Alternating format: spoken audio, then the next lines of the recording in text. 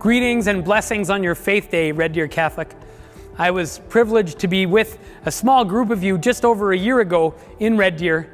Of course, now we have to do things virtually, but I'm delighted to be with you again and share these thoughts.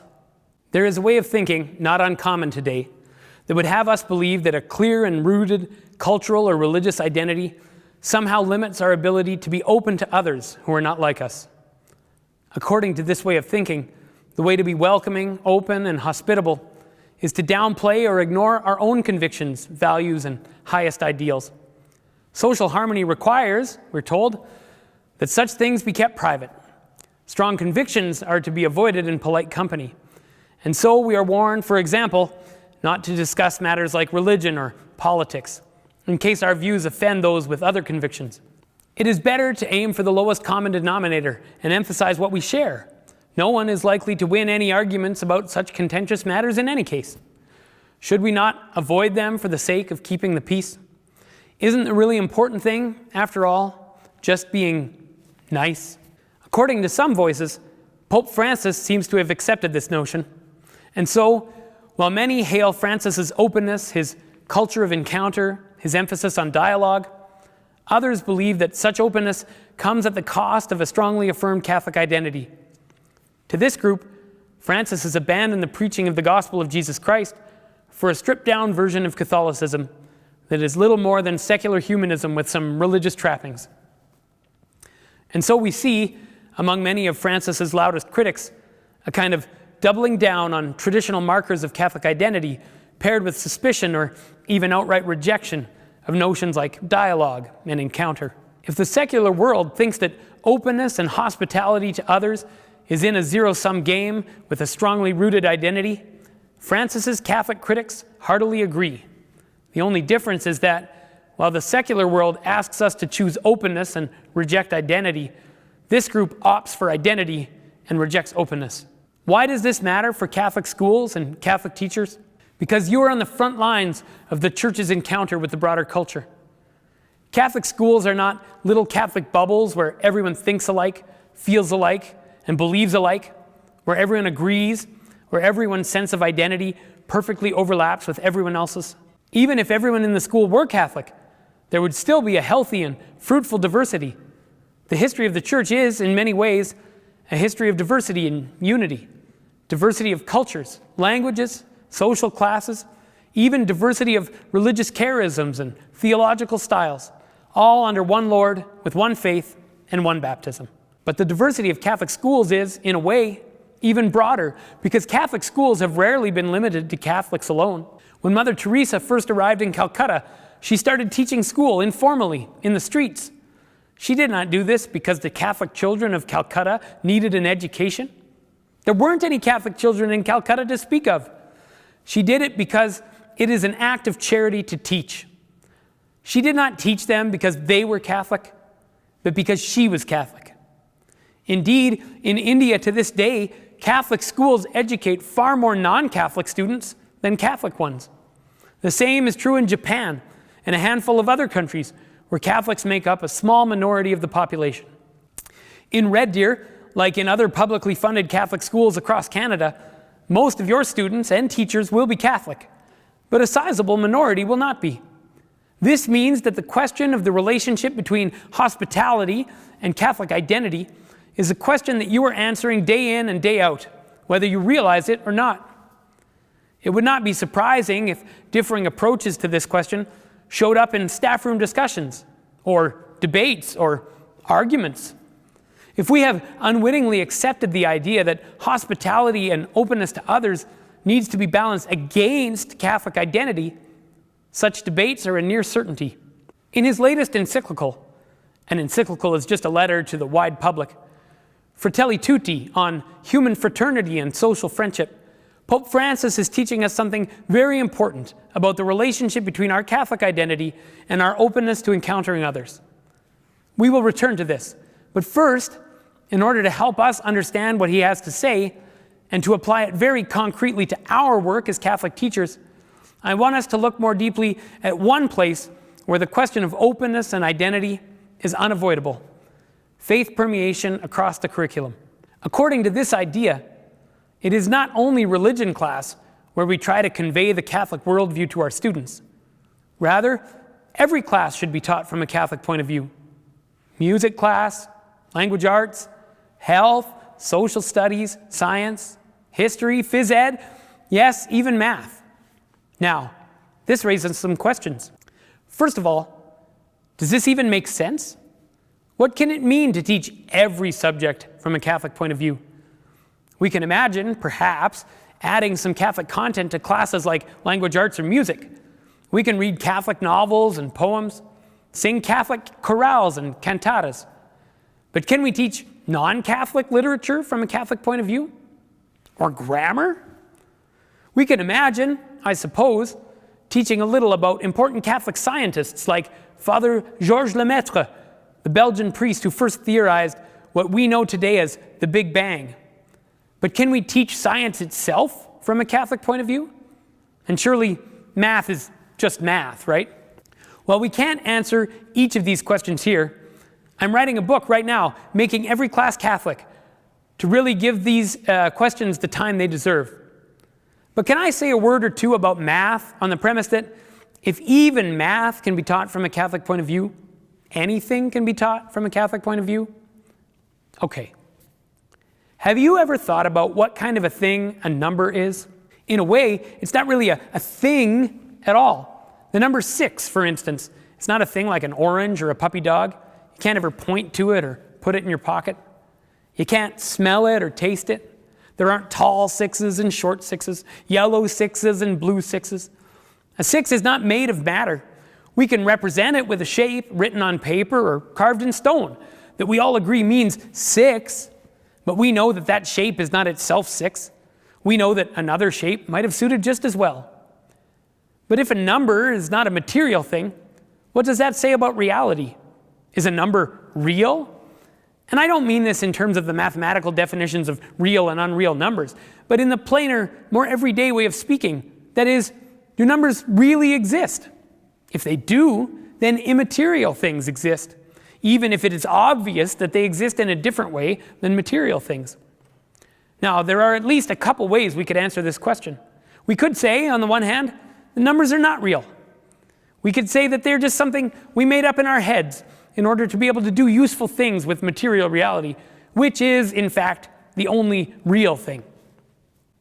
On the other hand, we could say that numbers are built into reality, that we did not make them up, but rather, by carefully observing reality, we discovered numbers.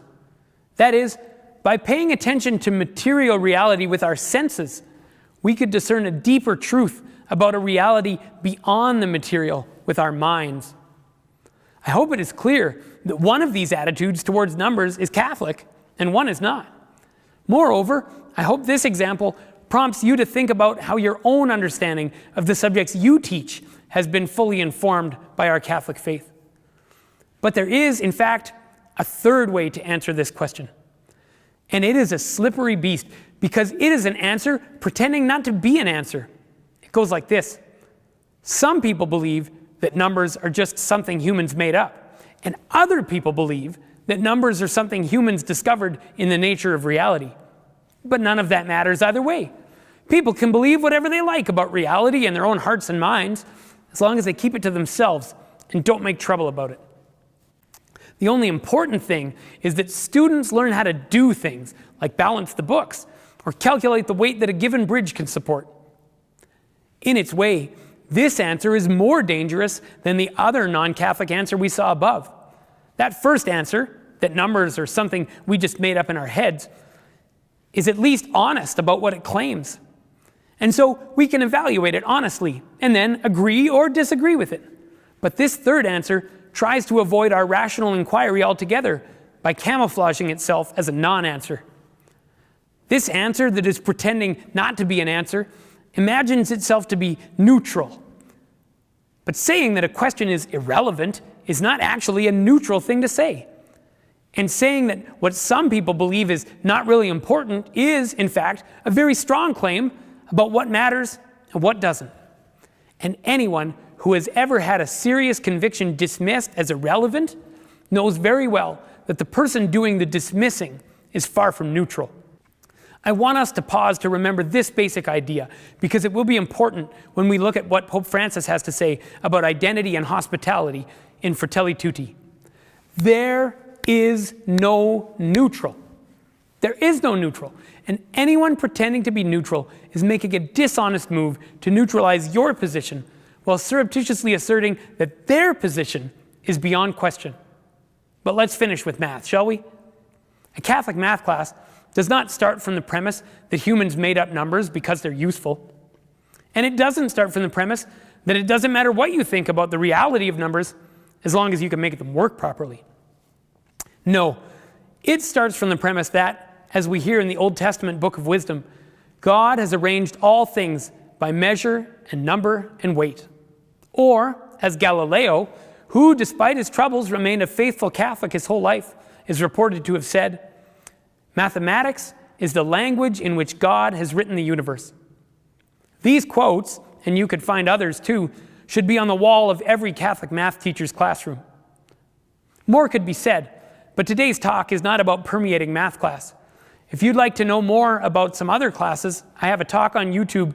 If you just search Salkeld, Faith and Reason in the Classroom, you'll find a talk I gave to Manitoba's Catholic teachers where I talk about history and science and health in the same way I just shared with you about math. I hope that this has been enough to demonstrate that it is possible to teach every subject from a Catholic point of view, and to encourage you to think about how you teach each subject. But now a second question arises. Is what we've described not a kind of brainwashing? To answer this, let us consider that not only is it possible to teach every subject from a Catholic point of view, it is impossible to teach any subject from a neutral point of view. There is no neutral. We will teach from a given perspective, whether we are aware of this or not, whether it is the result of a conscious decision or simply the unconscious replication of the perspective we ourselves have learned from others. And as Catholic teachers, we should be very intentional about recognizing just what perspective we are teaching from. But to say, as we do in Catholic schools, that here we are Catholic, and we teach from a Catholic point of view, and you are not required to agree with everything we say, but you are required to engage seriously and honestly, and to try understand in good faith, even if you don't agree. That's not brainwashing, but it's opposite. Brainwashing does not openly admit the perspective from which it works, but deliberately disguises it. It seeks to make it impossible for its objects to imagine any other point of view is even possible. In Catholic schools, we are free to say who we are and what we believe without pretense or disguise. If there is a school system in Alberta that pretends to be neutral, it isn't the Catholic one. Which brings us back to Pope Francis and Fratelli Tutti. Those who imagine that Catholic identity needs watering down in order for Catholic schools to be places of welcome, openness, dialogue, and encounter might expect to find support for such watering down from Pope Francis. Some might think this way because the secular media portrays Catholicism as rigid and closed, and Francis as a long-hoped-for revolutionary. Others might think this way because Francis's Catholic critics portray Catholicism as certain and secure, and Francis as a dangerous revolutionary. But whether one is inclined to think that watering down identity in order to be more open is good or bad, an attentive read of the document itself shows just how contrary to the thought of Pope Francis this notion actually is. Early on in Fratelli Tutti, Francis quotes from advice he gave to the young in his apostolic exhortation following the Synod on Youth. Listen to what he says. If someone tells young people to ignore their history, to reject the experiences of their elders, to look down on the past, and to look forward to a future that he himself holds out, doesn't it then become easy to draw them along so that they only do what he tells them?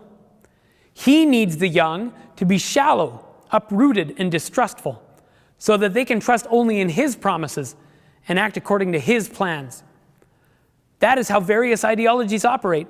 They destroy or deconstruct all difference so that they can reign unopposed. To do so, however, they need young people who have no use for history, who spurn the spiritual and human riches inherited from past generations, and are ignorant of everything that came before them. According to Francis, downplaying your own heritage does not serve to make you open to others. Rather, it opens you to manipulation by the powerful. Losing track of your roots means that you lose any place to stand from which to resist, critique, or even recognize those who seek to control you for their own ends.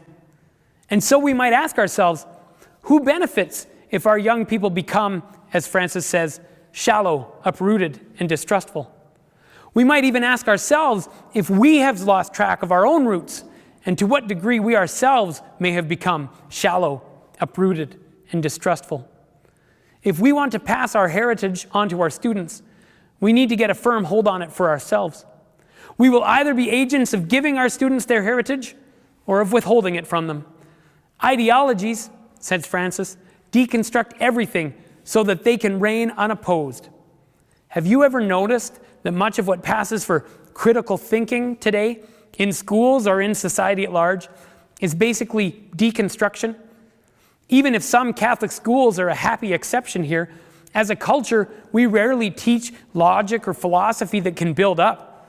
But a bright teenager learns very quickly to play the academic game of tearing down. We have all become experts at deconstructing and dismissing almost any claims we don't like. If you don't learn how to do this in high school, you will in university. And if you don't learn it in either of those places, Twitter is essentially a free master class. We are paying the price for this right now. Teaching people the skills they need to deconstruct any claim they dislike without teaching them how to recognize and make reasoned claims and rational arguments is like basic training for conspiracy theorists. Deconstruction strips us of our heritage and leaves us ripe for radicalization, polarization, and extremism. Far from advocating that we abandon or ignore our heritage and identity, Francis insists that we need them more than ever to resist what he calls attempts to reduce persons to isolated individuals, easily manipulated by powers pursuing spurious interests. Far from making us unable to relate to others, our heritage keeps us from being isolated and exposed. For those who imagine Francis supports a kind of cultural or religious relativism, he writes, the solution is not relativism. Under the guise of tolerance, relativism ultimately leaves the interpretation of moral values to those in power to be defined as they see fit. And that relativism always brings the risk that some or other alleged truth will be imposed by the powerful and the clever. In other words, relativism is never a consistent worldview in itself. It is rather a tool used to displace one worldview with another. Someone promoting relativism might be happy to say that your Catholic faith is merely true for you, but they are quite unlikely to agree that their relativism is only true for them. And they often have more zeal for imposing their relativism on the rest of us than many Catholics have for sharing the gospel. If we have become relativists about our own faith, it is in significant part because the relativists have been successful evangelists of theirs. We might need to ask ourselves whether we have not accepted this false gospel, which disguises itself as openness and tolerance, but which easily becomes absolutist and intolerant when challenged. But if we need a strongly rooted identity to not be swept away by the ideological currents of relativism and deconstruction, to not become blind and isolated pawns of the powerful, does this not condemn us to the kind of fortress mentality of Catholics versus the world that Francis never tires of critiquing? How then are we to welcome the stranger, to promote a culture of encounter, to engage in genuine dialogue?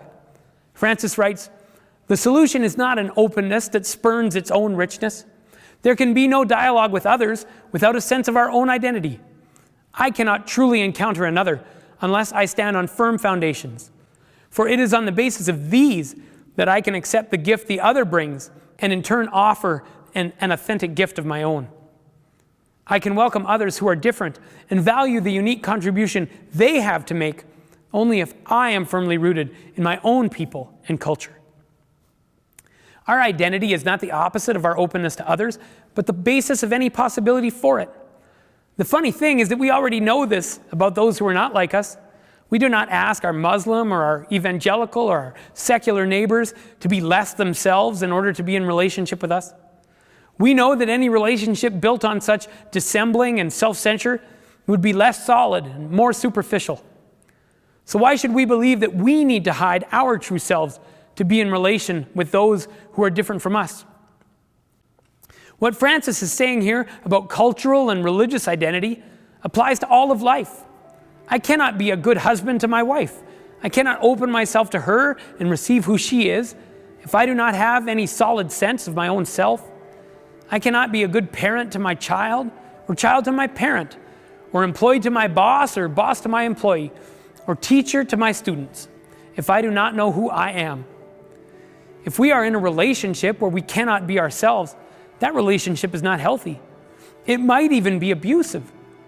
Quoting his exhortation from the Amazon Synod, Francis writes that speaking and acting together has nothing to do with watering down or concealing our deepest convictions when we encounter others who think differently from ourselves. For the deeper, stronger, and richer our own identity is, the more we will be capable of enriching others with our own proper contribution.